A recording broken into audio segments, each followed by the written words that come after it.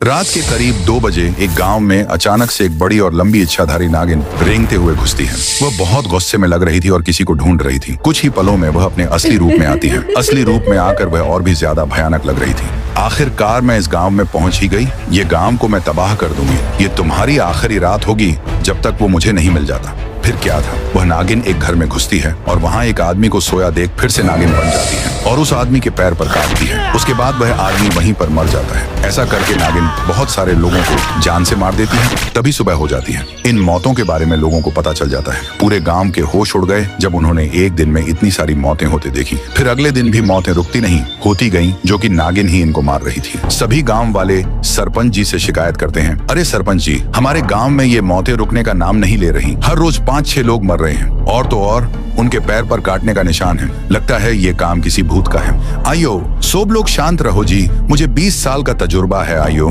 ये काम पक्का नागिन का है जी। मैं अपने अन्ना राइस्टार को बुलाऊंगा जी। ये बात सुनकर लोग खुशी से झूमने लगते हैं। उसके बाद क्या था, सरपंच अगले दिन राइस्टार के पास आते हैं। अरे अय्यर इडली, तुम यहाँ पर कैसे आना हुआ?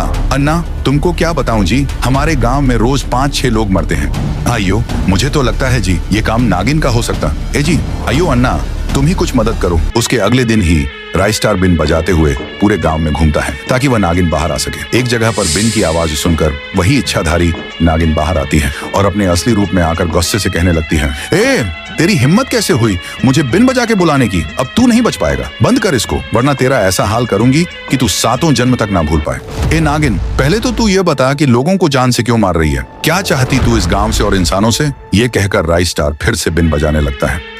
हाँ, रुको, बिन मत बजाओ, मैं बताती हूँ। दरअसल मैं और मेरा बच्चा रोड पार करते हुए जंगल जा रहे थे कि तभी बाजू से अचानक एक पीली जीप तेजी से आकर मेरे बच्चे के ऊपर से निकल जाती है। उसी समय मेरे बच्चे के 2 टुकड़े हो जाते हैं और वह तड़प तड़प कर मर जाता है। उसी के बाद से मैंने ठान लिया कि वह पीली जीप में जो कोई भी था उसे नहीं छोड़ूंगी। मैं दर दर ढूंढती रही। इसी बीच मैंने लोगों को मारा। राइस्टार सोचता है, अरे 1 सेकंड, इस पूरे गांव में पीली जीप एक शख्स के पास है, वो है White 444। फिर राइस्टार नागिन से कहता है, देखो मैं पीली जीप वाले शख्स का पता तुम्हें दूंगा, पर एक शर्त पर, तुम्हें ये गांव हमेशा हमेशा के लिए छोड़कर जाना पड़ेगा। राइस्टार नागिन को White 444 का पता बता देता है। उसके बाद वह नागिन उसके दरवाजे पर पहुंचती है और एक खूबसूरत सी लड़की में बदल जाती है। तभी White 444 नागिन के सामने आता है। नागिन कहती है, मैं तुमसे बहुत प्यार करती हूँ, आई लव यू।